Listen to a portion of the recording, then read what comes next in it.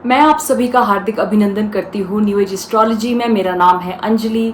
तिथि सीरीज़ में आज हम चतुर्दशी तिथि में पहुँच गए हैं और I am really thankful to each one of you who is watching my video. This means a lot.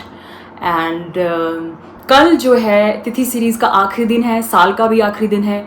So I will be covering Purnima and Amavas both because 2026 से मैं कुछ नया स्टार्ट करना चाहती हूँ। So let's get started on Chaturdashi today। तो इस तिथि के जो लॉर्ड है वो शुक्र है।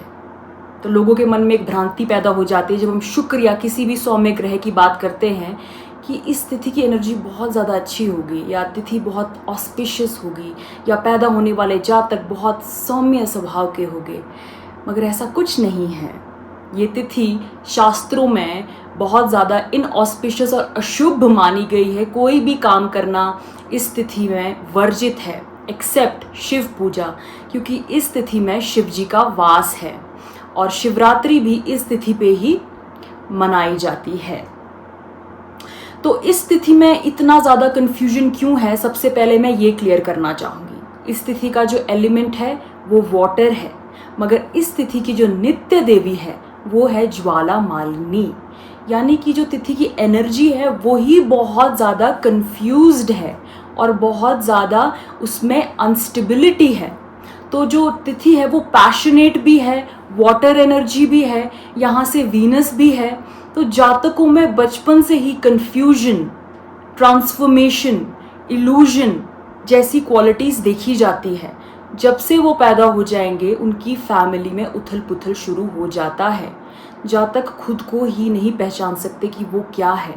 तो अक्सर इन लोगों को बुरी संगत में जाते हुए देखा गया है और ये खुद भी बुरी संगत ही होते एक तरह से, क्योंकि अपने पैशन को फॉलो करते करते कब ये बहुत ज़्यादा इंडल्जेंस में पड़ जाते हैं और कब इन्हें वो बाउंड्री क्रॉस कर जाते हैं, इन लोगों को पता ही नहीं चलता।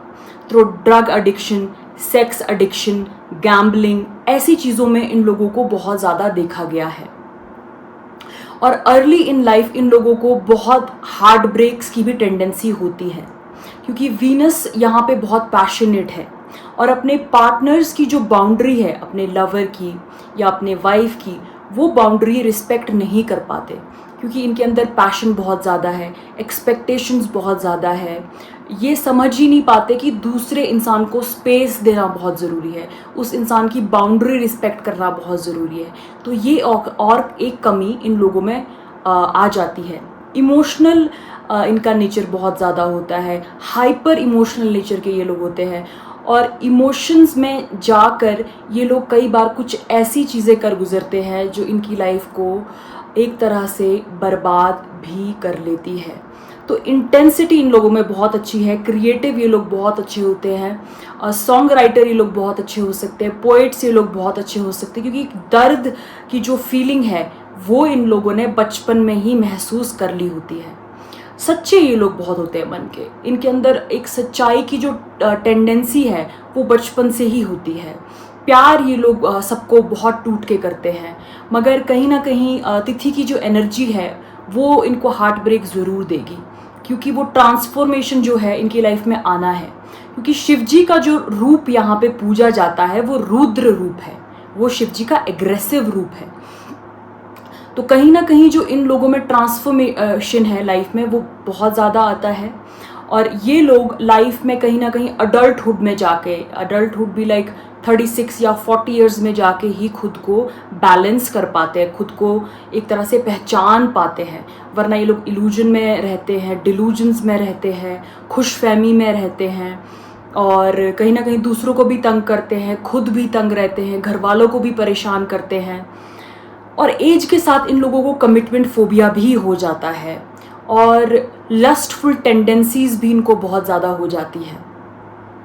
अब ये चीज़ समझने वाली है यहाँ पे कि पूर्णिमा से एक दिन पहले, अमावस से एक दिन पहले तो एनर्जीज जो है वो बहुत अनस्टेबल है।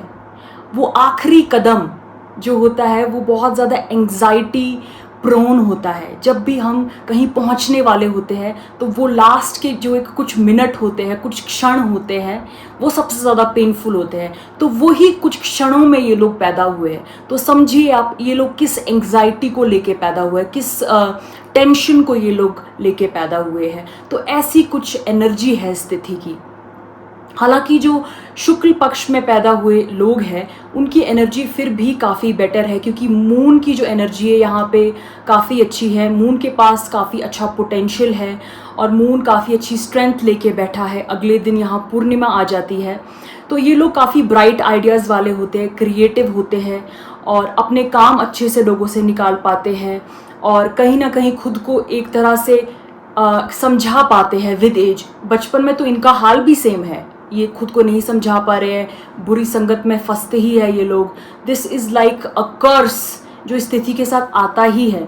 बट कहीं ना कहीं एक तरह से अपनी एज के साथ ये लोग समझा पाते हैं खुद को और संभल जाते हैं, दूसरे के साथ एक हेल्दी डिटैचमेंट भी कर पाते हैं। But this will only happen with age. एक एज के बाद ही इन लोगों को ये समझ आती है कि हमें कैसे दूसरों की बाउंड्री रिस्पेक्ट करनी है और कैसे दूसरों को एक तरह से फ्रीडम देनी है। वेयर एज जो कृष्ण पक्ष में पैदा हुए जातक है, इनकी लाइफ बहुत डिफ़िकल्ट रहती है और पैदा होने के लिए ये सबसे ज़्यादा इनऑस्पिशियस तिथि मानी गई है। और इसमें पैदा होने वाले जातकों को शांति पाठ जो है, कृष्ण पक्ष चतुर्दशी में जो पैदा होने वाले जातक है, इनको शांति पाठ कराना बहुत ज़रूरी होता है। और वरना इनकी लाइफ में जो डिफ़िकल्टी है उसकी इंटेंसिटी किसी भी तरह कम नहीं हो पाएगी। और जो पाठ है वो ब्राह्मण के हाथों ही होना चाहिए, पूरे विधि विधान से होना चाहिए। और इनके जो लक्षण होते हैं वो काफ़ी पेसिमिस्टिक, जो इनका माइंड सेट है वो काफ़ी पेसिमिस्टिक हो जाता है। डिप्रेशन के इन लोगों को सिम्टम्स रहते हैं, काफ़ी सुसाइडल टेंडेंसीज इन लोगों में देखी गई है। धोखेबाज भी ये लोग बन जाते हैं, क्योंकि लाइफ इनको इतना चीट कर लेगी, इनके साथ इतना फ्रॉड कर लेगी कि इन्हें किसी पे भी भरोसा नहीं रहता है। और दूसरों को वायलेट करना भी ये लोग शुरू कर देते हैं लाइफ के साथ। तो विद एज जहाँ शुक्ल पक्ष वाले कहीं ना कहीं इम्प्रूवमेंट की ओर जाते हैं, लाइफ से कुछ सीख लेते हैं, ये लोग इम्प्रूवमेंट की ओर ना जाके उस लाइफ के धक्के खा के ये लोग एक तरह से अपना ही स्वभाव बदल देते हैं और बुराई की तरफ चले जाते हैं। तो पैसों की चोरी हो या फिर रिलेशनशिप में धोखाधड़ी हो या फिर किसी भी तरह के फ्रॉड में ये सबसे आगे निकलते हैं। माइंड इनका काफ़ी नेगेटिव हो जाता है, लाइफ इनको कभी साथ नहीं देती है। तो इस तरह के डार्क चीज़ें जो है इन लोगों से एसोसिएट की गई है। हालांकि ये लोग काफ़ी अच्छे रिसर्चर्स होते हैं और काफ़ी अच्छे तंत्र में और मंत्र में और ध्यान में अगर ये लोग अपनी एनर्जी डाइवर्ट करें तो ये लोग काफ़ी अच्छे तांत्रिक और काफ़ी अच्छे मेडिटेटर्स बन सकते हैं, हीलर्स बन सकते हैं। बिकॉज जिसने पेन को अनुभव किया है वही पेन को हील भी कर सकता है। तो एनर्जीज़ को डेफिनेटली डाइवर्ट किया जा सकता है, एनर्जीज़ को डेफिनेटली चैनलाइज किया जा सकता है अगर इन्हें अच्छा गुरु मिल जाए, अच्छी संगत मिल जाए और अगर ये इस तरह के शांति पाठ करा दे तो डेफिनेटली इनकी लाइफ भी हील हो सकती है और इस तिथि की जो बैड एनर्जी है उससे भी बचा जा सकता है। तो तिथि की जो एनर्जी है डेफिनेटली काफ़ी इंटेंस है, काफ़ी पैशनेट है और पैशन के चक्कर में शुक्ल पक्ष के जातक हो या कृष्ण पक्ष के जातक हो, कई बार इनको हमेशा एज में जीना पसंद है।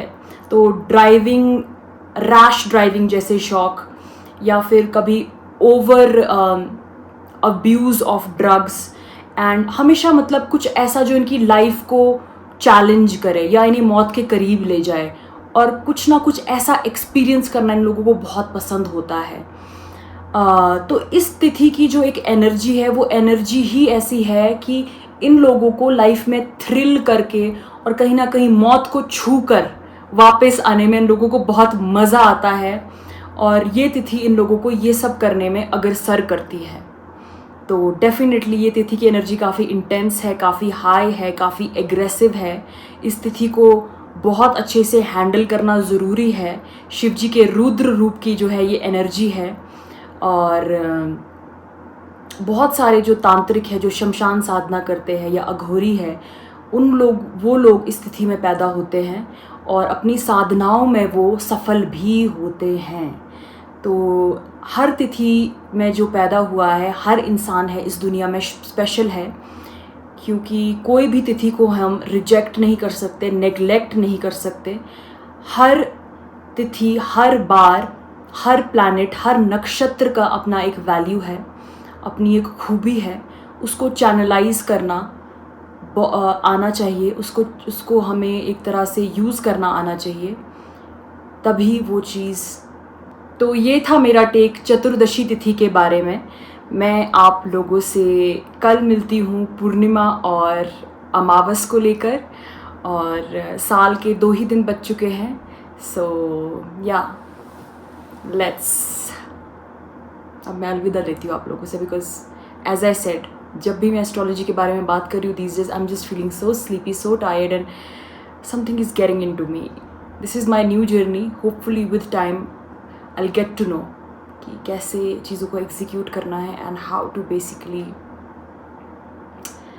So yeah, without saying anything further, I think I should take your leave. Jai Shri Ram.